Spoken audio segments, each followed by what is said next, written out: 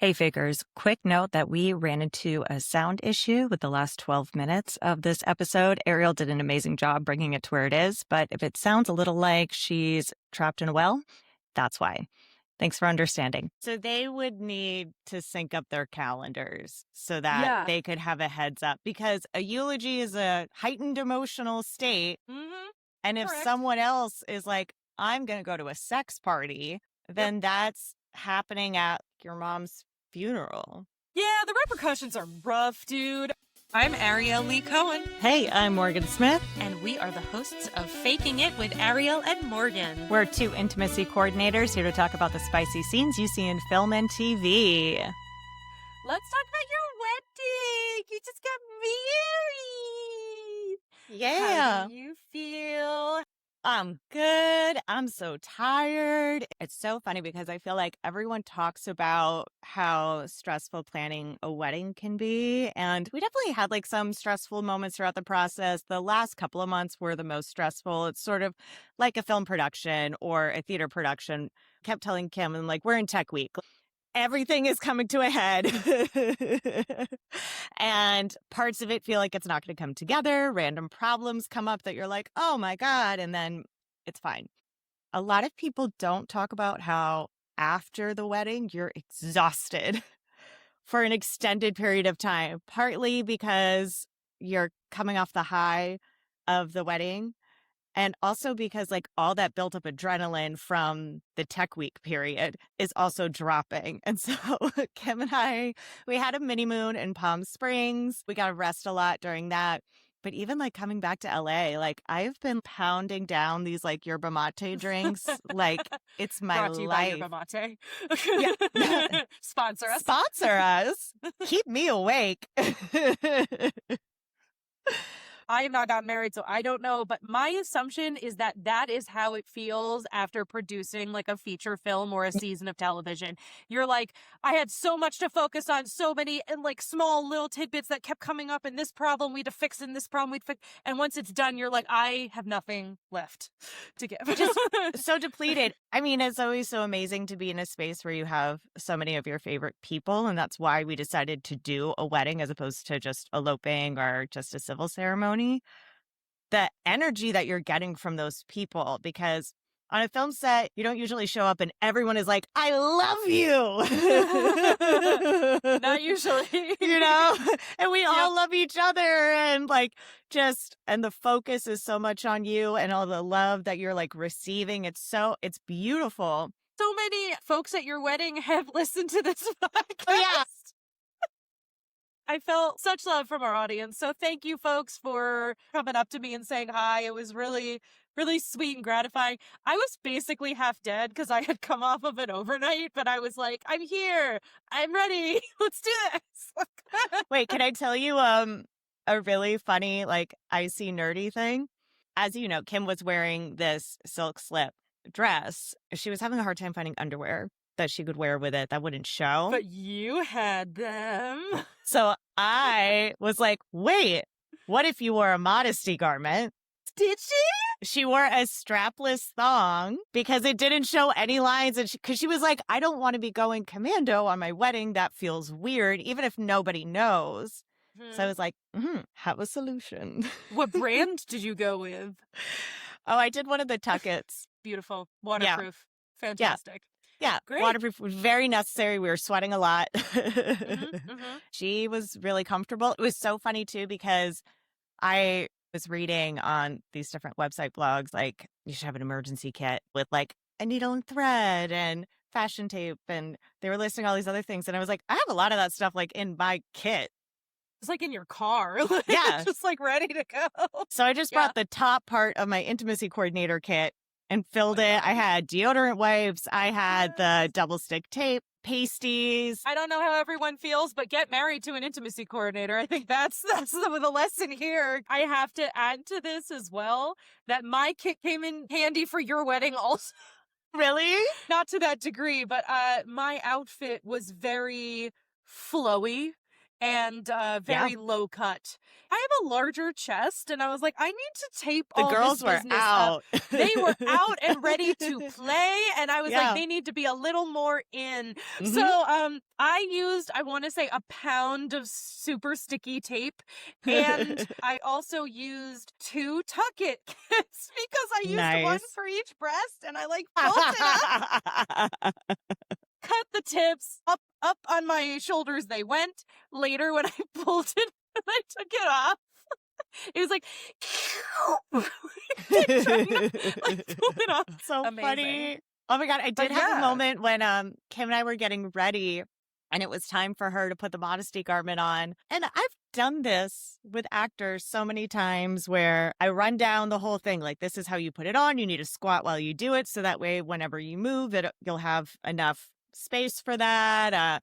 Here's the tape, blah, blah, blah, blah. And then all of a sudden, I was telling Kim, and I was getting so nervous and flustered and forgetting things. And I was like, wait, no, I need to go back. First, you need to wipe with an alcohol wipe. And I was like, I'm sorry. It's an emotional day. Like, I'm off my game. You're like, don't take this as me being an intimacy coordinator. I'm focusing on other things right now. Usually, I'm not marrying the actor that I'm giving the kit to. I mean, not usually. Not usually. It Not a might standard happen. practice. All right. Well, anyway, I think that Anyway. is an imperfect segue into our project for today, which is Sense8 on Whoop. Netflix. Yay, 2015. Now, Morgan, what is your experience with Sense8? It's been on my list to watch since it came out, and I have not watched it yet. Yes! Oh my God, you're going to love it. It is important to note in Sense8 that there are 2 orgy scenes throughout the TV show that involve almost everyone in the cast. All right? Sounds like my kind of show. Right? Yeah. No intimacy coordinator, of course. Today we're going to watch season 1, episode 6, which is called Demons. It came out in 2015. It is really complicated plot-wise. I'm not going to lie to you. And as Okay. this is episode 6, like, a lot has happened and there's a lot of characters and a lot to focus on. So I'm going to limit this. But basically, 8 strangers across the world have formed a cluster of what's called Sense8s, which are human beings who are basically connected emotionally and mentally, and they can sense and communicate with one another. They can even like exist in the same room mentally, even if they're thousands of miles apart. Okay. They can also feel each other's emotions and feel each other's senses and use each other's skills. So if one of them, for example, is very good at boxing, someone who has no experience boxing, they can kind of like inhabit their body more or less and be really good at boxing. God, it's like a Okay. Matrix moment where you're like, I know Kung Fu. And it's amazing that you said that because this was also created by the Wachowskis. Okay, yes, I did know that. Yes. So you're going to get all the things basically that they wanted to put into the energy of the Matrix, and they just went, I would say balls to the wall, but they went all genitalia to the wall on this one. If we ever make merch. We gotta be that. All genitalia to the wall. And it's just like modesty garments, like on the wall. Oh my God, yes. That's cute. Pouches. Specifically for this scene, contextually, several members of the group of Sense8s experience sexual moments together apart. I would normally put all the actors and characters listed in the scene here, but just go on IMDb, there's a lot of them, and it's going to just take too much time. So this was written by Lana and Lily Wachowski and J. Michael Straczynski. So I think we're going to try something new this time around. Normally, when we go through the action, we would describe what's happening as we go along, and we want to try something new where we just react in general and then explain what happened after the fact. So let us know if you like it. Let us know if you want us to go back to the old way. So time code for this scene is going to be 3208 to 3932-ish. There's some cute morning cuddles. I like it. I like This the is casual cute. nudity happening right now. Mm-hmm. Working out. So this is Leto and his partner. He's the closeted Okay. actor. Okay. They're very strong guys. That's good. So they're a couple. Cute. I love a little kiss on the head while you're doing weights. I don't know if that form is okay. That makes me worried for his lower back. He's going to like herniate a disc or something. Oh, hello. Okay. That was a nice little dance in the sweatpants. Wait, was the sweatpants guy in the closet? Because that was a very not closeted behavior. The dancing guy, but the Okay. woman knows that they're in the closet, but she's fake dating him. Now we're doing a hot tub moment. She's totally naked. Oh, So so is it's he. like an all genders spa situation. Mm-hmm. That's cool. Wow, he's got every muscle. Oh, he Yeah. must have not had any water for like 48 hours. No. The poor man. The things actors have to do. Yay, kisses. Oh my God. I love how intimate they are when they're lifting weights. This is making me so happy. Whoever thought it'd be so romantic? Now we're grabbing booty. Nice. Yes, these two muscular gym rats love each other, and she's filming it. Okay. Good touch. He's putting his hand on his chest. Is she going to join? I love a beardy kiss. Oh, she's going to stimulate herself while watching them. What gym is this? This is across the world. Oh, okay. So not everyone is necessarily physically in the same space. This is insane, though, because, like, what if you're out to dinner with, like, your grandma and then the other people you're connected to are having sex? Like, they're lucky they're all sexual right now. That does actually come up later in the show. Oh, shit. Okay. Now he's feeling the sex that they're having. Now she's in the hot tub. Now she's in the gym with him. Oh, my God. How do you get anything done? They're all in wildly different time zones. Like, people could be having sex anytime. And now everyone's in the hot tub together. Hot tub sex is a lot harder than people think it is. There's so much happening. Now they're all mushing. Oh my God. It's beautiful. It does look like a painting. I'm in love with that.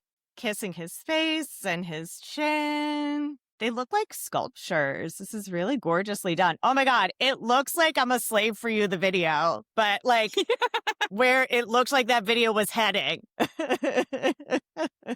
Whoa. Yeah. And everyone's going to orgasm together. This is the one time I'll allow for a simultaneous orgasm being. He's just chilling. So we're seeing all these characters in their respective places and their respective countries. Like one couple is starting to have morning sex. One couple is working out at a gym. Another guy is at a spa. And then slowly, as some of them start getting sexual, they all start getting sexual in their respective spaces. And then they start blending. And then they're all in a big orgy together, which is gorgeous. And then it ends and they're all back in their respective spaces. There's a moment where the guy who's in the gym bringing the dumbbells up incorrectly. He's doing a deadlift. Deadlift, thank you. I don't go to the gym. I probably should. He's doing the gym stuff incorrectly. Yeah. And he orgasms at the end of that scene. He's alone and he's in a public space. He's like, ooh. So he ejaculates. See, this is what I'm saying. Like, I love the idea of being connected, but I'm like, wow, the logistics of that. Thank God he was just in a hot tub alone. I mean, it sucks that he ejaculated in a public hot tub. I don't know how they're going to sanitize that. And I don't know if he was in a bathhouse where, like, people have sex here, so we kind of all acknowledge that the water's not going to be clean. It's in Germany. I don't know. Probably clean. Probably they extra clean it. Okay, my guess. Germans have orgies too and probably have bathhouses too. But I'm saying they super clean them afterwards. Oh, yeah. Totally clean. Yeah, you're right. That's probably true. So they would need to sync up their calendars so that they could have a heads up, because a eulogy is a heightened emotional state. Mm-hmm. And if someone else is like, I'm going to go to a sex party, then that's happening at your mom's funeral. Yeah, the repercussions are rough, dude. Eventually they get each other's phone numbers. I feel like it's a lot Eventually, easier I from feel there, like yeah. I'd immediately be like, okay, who Well, are, wait, okay. All right. So I'm coming into this so late. I have so many questions. it's okay. Go Why, for it. Do it. why did you not get each other's contact information? Like once you Okay. figured this out, or did you First of feel all, like we don't need it because we're connected like mushrooms are? Okay. First of all, they weren't like 100% sure that they weren't just experiencing schizophrenia for a while. They're like, Fair. I don't really know that these other people exist. It's only like because two of them connected their phones that they even were like, oh, this is actually happening because they speak to each other on the phone. They pass the phone to somebody else. They're all adults. They're all adults. Yeah, They're because it all could get adults. complicated if a minor is in the cluster. If I'm remembering correctly, I think they're all the same age. Okay. I They look think. like they could all be about the same age. I think So, they're all the okay. same age. Got Yeah. it. What I do think is interesting is that scene where he's in the tub and there's that naked woman walking nearby. Mm-hmm. I'm pretty sure that's one of the Sense8s, but I can't actually tell because I don't see her face enough. So I think it's not a co-ed spa, but it's possible that it is. It's really hard to tell. I feel like most spas try to separate the genders. I So don't know what my they do guess, in Germany, though. who knows? And also, as Americans, we are prudish. The Germans are not, as we That's know. so true. Americans compared to most other countries, like how we have all kinds of puritanical shit about sex. You're right. I should know this because those are my people, or half of The them. Germans? I'm half German. I'm a little Austrian. Also, a good amount of our fans are from Berlin. So, hey, guys. Hey, what's up? Hey, Berliners, tell us Hey. in Germany, do the Yeah. spas segregate based on gender or is it free flowing? Like, how freaky is it there? Yeah, And is let it us like know in a just comment or Berlin? review. Is it specific to Berlin? Yeah. Let us know in the Oh comments. my God. Thank you for reminding me of that. I forgot that we have a fan base in Germany. We do. Like a fair amount of you are in Germany. What's up? Guten Morgen. Guten Morgen. Yeah. Hey. Kim loves saying that. When I told her that my name means morning in German, like the good Yeah. kind of morning, she like gets so excited every once in a while, just being like, Guten Morgen. That's a classic joke, and I love it. Classic. So good. My name means Lion of God. It's different. It doesn't come Okay, up that that's much. so much cooler. Let's go back to Sense8. I think that we should watch it one more time. Yes. Okay. And I'll try to describe what the fuck is going on. I love how we came up with this for maybe the most challenging scene to do this with. I know. Perhaps not our finest suggestion in No, this I exact love it. moment. I love it. It's Okay. baptism by fire. I'm all for it. Fucking go. Nomi has her leg over Amanita. I actually love this cuddling position. It feels so intimate. She's whispering in her ear. It's starting to get a little more heated. She gives her a little kiss. Macy Gray. Oh, gotta have some Macy Gray. Now, Nomi has rolled Amanita over. We can see that Amanita is topless. I think it's implied that Nomi's not wearing any underwear or anything on the bottom, I think so. but she has a Unclear. shirt on. And now they're kissing more. Nomi's moving on top of her. And now we're in a gym. And we have a bunch of guys working out together. Okay.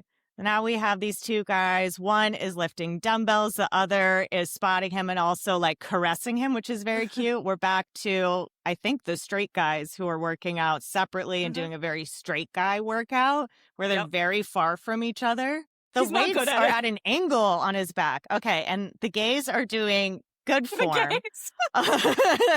And they're also doing sweet kisses on the forehead as they're spotting. The straight guys are finishing. He's lifting his dumbbells in what I think is a funny way. Oh, that's so rude. Don't just drop your weights in a gym. Yeah. That's like a rule.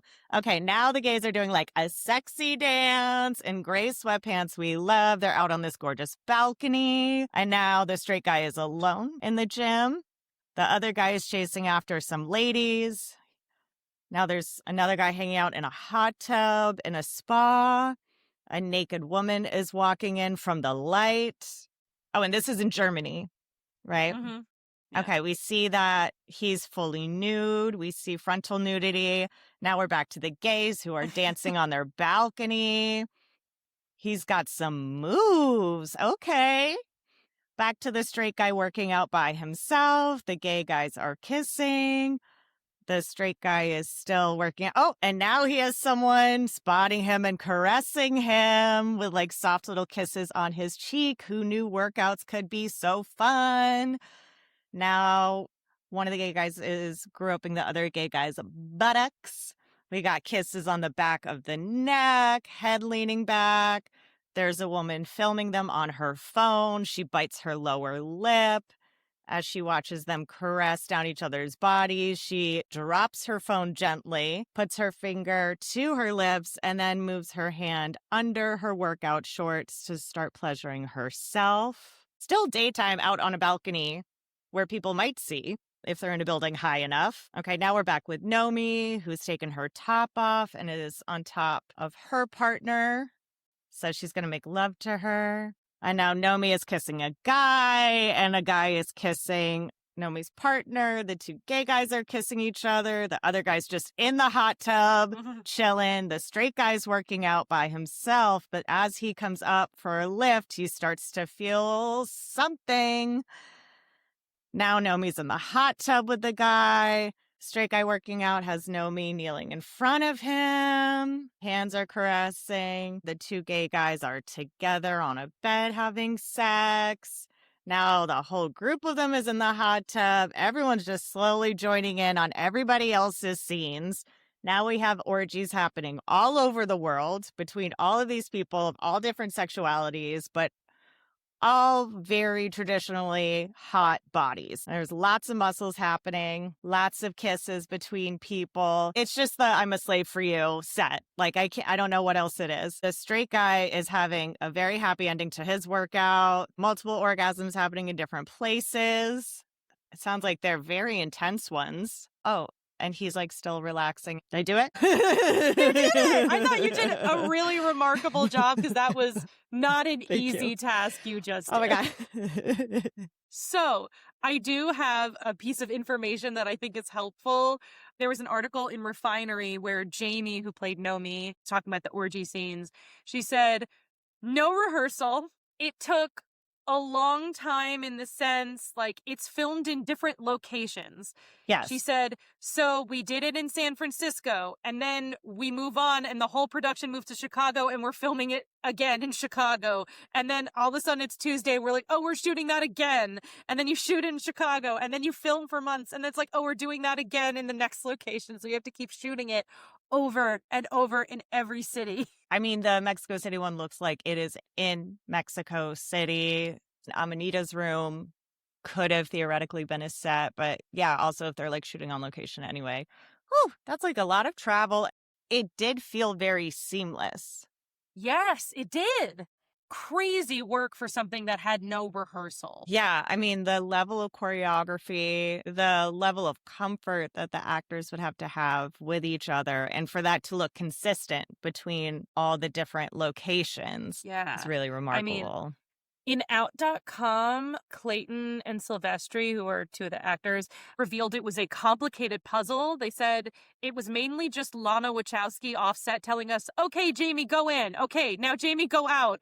Where the hands would go, who they should kiss. Most of them were just in cock socks, and he basically implied that it was restrictive. He said, I felt I should kiss Jamie in that moment, but maybe it was Brian who I had to kiss, but I don't know.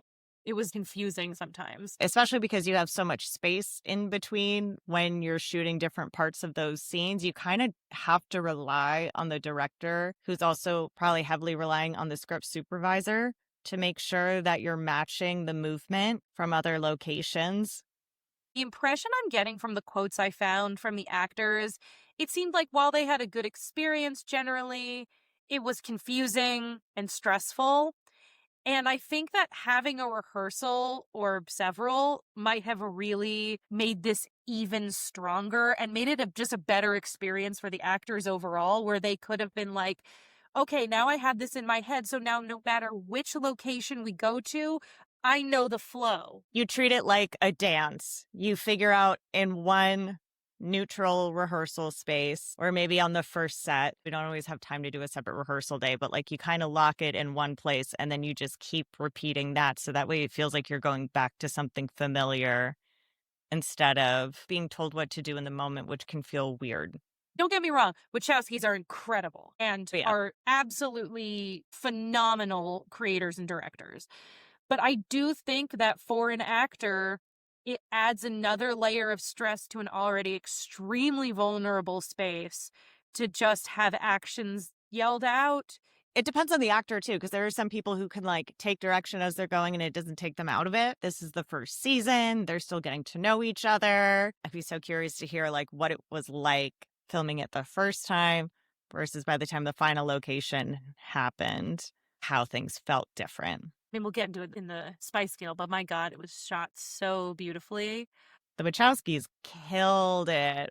Paintings. Truly, I felt like I was in a museum in one of the sculpture exhibits, Greek or ancient Roman sculpture garden. All of it was so intentionally done. And this could have easily been a messy scene that just felt chaotic. And a second kudos to that editor. My God. Oh my God, yes. I can't imagine what your life was like during this, but Joe Hobeck and Joseph Jet Sali, good job. Good job, editors. You killed it. This was not an easy feat. Shall we get into the Spice Scale? Welcome to the Spice Scale, our not-so-scientific way of rating intimacy scenes based on consent and power dynamics, technical craft and coordination excellence, and heat factor. Each category gets a score from 1 to 5, with 5 being the highest. Then we add it all up to give the scene a final letter grade. Let's start with consent and power dynamics. How the scene depicts consent and power in the story, and if known, behind the scenes. I haven't watched the show. I don't really know the backstory of any of the characters. I'm assuming the initial parts, that's all consensual. I do want to talk about the Mexico City group. Yes. So the woman who's there is Leto's beard for his film career. So she knows that he's in a relationship with this other man. Nobody in the world besides them basically knows that. And so she takes pictures for herself. That doesn't go so well later. Wait, why does she take pictures of them? Because she's sexually interested in them as a throuple, basically. So there is a strange power dynamic in that specific circumstance. They're all on similar planes in terms of power dynamics because it's all supposed to be like everyone just kind of coming together as opposed to like one person being the leader or multiple people being more submissive. In terms of consent. Does this bring up some questions for you? Because everyone seems good with what's happening, it worked out that everyone was in a situation where they could become sexual and it wasn't going to negatively affect them. But yeah, how do you consent? Because based on what you were describing, it sounds like people don't always have a choice about when they connect. Yeah, they don't really always have a choice about when they're connecting and when they are not connecting. In the Wachowskis' world they've built here, everyone's a little on the spectrum as far as sexuality. In these orgy moments, some of the more straight-leaning characters are cool in the homoerotic energy. Hetero-flexible. Yes, hetero-flexible, yes. But they are usually depicted more in a straight space. So like Gorski, who's doing the bad gym business. That's a bench press. Thank you. So when he's doing the bench press, Leto comes and like kisses his forehead and then like kisses his lips. He's not against, but he is surprised. I would offer questionable consent here. Not just in that moment, but also the woman who's taking the picture. They don't know about that in the Mexico City group. That's weird. They're not aware of that necessarily happening. I would give this first scene a 3 for consent and a 5 for power dynamics. It lands at a 4 for me. Yeah, I can see that. 4. All right. Technical craft and coordination excellence, the staging, film coverage, modesty, protection, choreography, and overall execution of the scene. I have thoughts. Tell me your I have thoughts. My understanding is that they were not wearing barriers. I don't know that to be true, but when the actors describe it, particularly those with external genitalia, they say they were just wearing cock socks. But no barrier in the cock sock. I could be wrong. First of all, it's not SAG regulation. Granted, they are shooting seemingly everywhere but the US, so the union regulations might be different. They may not have shot the orgy scene, let's say, in San Francisco. Got That it. may have Okay. been shot in like a different country. I don't really know where everyone exactly is, although one of them is in San Francisco. Can you quickly, for those who may not be totally clear, the difference between a modesty garment and a barrier? Yes. A modesty barrier. A majesty barrier. A majesty barrier. A majesty barrio. Okay, so a modesty garment is a piece of fabric or adhesive that basically will cover the genitalia just so it isn't seen by folks on crew or on set or by camera. But a barrier is a piece of foam, a piece of silicone, something thicker that is to be worn above the genitalia so that there is no friction between one body and another. So if you're wearing a cock sock, it is essentially, imagine a sock with a drawstring at the top, and with external genitalia, you just put everything in there and you pull the drawstring and close it tight. There's not a lot of places to put a barrier. You can put one in there, and you should with SAG regulations if you're going to go in that route. I would argue it's not the greatest option for a simulated sex scene, but given how many bodies are moving in space, I would understand why they would prefer that, because there's less opportunity for the camera to catch a view of the modesty garment. But also, with this high of a budget for production, in post, you can kind of Photoshop that out if you need to. That's why it's flesh tone, so you can take it away. I don't really know what the modesty situation here was. I do know that we only see external genitalia in the sauna in that first scene with that one actor in Germany. I don't know if that's a prosthetic or if that's him. My assumption is that it's him, but I'm not sure. But we're seeing toplessness across the board. We're seeing buttocks kind of across the board. Mm-hmm. Because we don't see any of the modesty garment on anyone, like we don't know, and it sounds like there wasn't information out there as to what people used. I would hope that they had modesty garments for at least everyone who wanted one. It's tricky because when you're shooting in another country, if it's a SAG production, you might still have to go by SAG regulation, even if you're filming in another company. So let's assume it's SAG regulation just for the sake of this conversation. Sure. They would have to be wearing modesty garments, and they would have to have some kind of barrier because you need to be able to meaningfully reduce pressure, and you need to be able to reduce the possibility of any fluids passing between people. There's still a world where they did this scene and had modesty garments on everyone, and it worked. Like, we didn't That's see them possible because too. Yeah, I don't know. Because it's not like someone with internal genitalia like opened their legs to camera in a way that we would see whether or not there was a modesty garment there. You know what I mean? And then that last actor, I agree with you, probably not a prosthetic. One, because he's fully immersed in the water, and that would have been so annoying. It would have been very annoying. It could be done, but prosthetics are already pretty annoying. Could also be CGI if they decided to take that route, because he doesn't move, basically. So they That's true. could have. That's true. But I guess it's Again, probably I the think it's simplest him. solution, and it's probably just him. It's probably just him. Yeah. Yeah. So, score. I would give this a 5. I thought it was so gorgeously done. I thought the connection between all the different locations, especially considering that there could have been a huge gap in time, that's so much work. And it felt really organic. I know some of the actors may not have felt that way in the moment, but to me, it read as pretty natural feeling. Give it a 4 because of what we know about the actors and the lack of rehearsal and the surprise. And I do also feel like it sometimes reads like, now go over there, now go do this. The overall it is stunning and gorgeous. I also, of course, need to complain about the authenticity of one specific moment. Yeah, tell me. Which is in the Mexico City group. The woman reaches into her underwear, then pulls her hand completely out, and then goes back in. And I found it really strange looking. Yeah. I clocked that too. I also don't know that it was like necessary to tell the story. I feel like she could have looked at them and bit her lip or taken a strong breath and then just joined them and it would have told the same story. But instead it felt awkward to me. I was not bothered by the idea of her pleasuring herself while watching them. Didn't feel it was necessary. Right. I mean, whether it was necessary or not, it made sense to me. Putting the hand in and then taking it all the way out, it did feel kind of weird, but I also thought like, oh, maybe she was like, I want to do this. Maybe I don't. Yes, I do. I don't know if that's the story they meant to tell or not. It wasn't totally clear. 4? Or you want to go for 5? I think 4 is 4. valid. Okay. Yes. Heat factor, baby! I say 5s across the board, everyone, all the time. 5, 5, 5, 5. As Faith would say in Buffy, it's 5 by 5, man. Yeah, 5 by 5.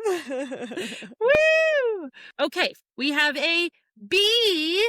Woo!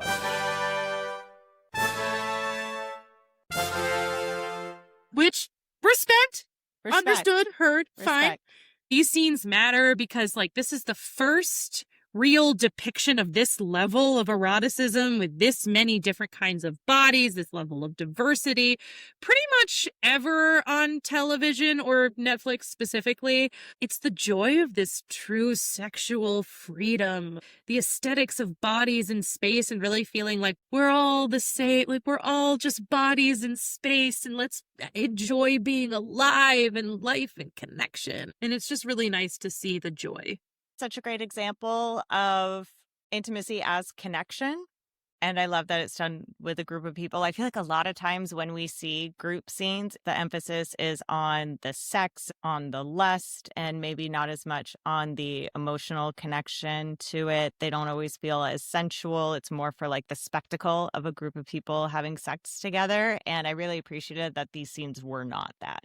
One day we'll show the dichotomy of this between this and the scene in The Boys where they have a big orgy, and it's very much just about fucking. You know what I mean? Which that's fun too. That can be fun too. It's just and it's nice also to switch it out. Yeah, no, and that also was done by an amazing intimacy coordinator, and it's a very well done scene. It's just the vibes are very different. Yeah. Oh, I love it. We should totally talk about that. That sounds fun. Morgan, you have a fun plug, I think, right now.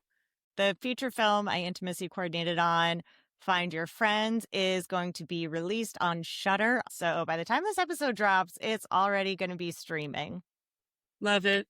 It was the writer-director Isabel Paxod's first feature. She did a great job.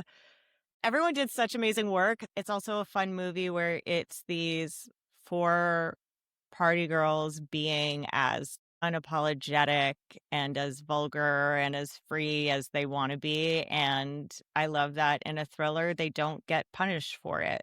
So that's really refreshing and cool. Well, thank you so much for listening to Faking It. This episode's research and context was done by me, Ariel. You can find us on Apple Podcasts, Spotify, or anywhere you get your podcasts. New episodes drop every other hump day, Wednesday. If this was good for you, the best way to support our show is to follow the podcast and leave a quick rating or review. It takes less than 30 seconds, and it really helps us. Tell one friend who loves spicy movie secrets about us. Find us on social media at FakingItThePod. Want to get involved? Head to patreon.com/fakingitthepod. For just $1, you can request scenes for us to break down, and for $10, you can get bonus content and never-before-seen footage. And for $5, you can get a shout-out like Leah and Kiki Brown. Come on down. This episode was produced by Ariel Lee Cohen, social media and branding by Morgan Smith. Our theme song is Faking It by Mike Getz. Credits for the film or show we reacted to are in the episode caption. Stay real, fakers.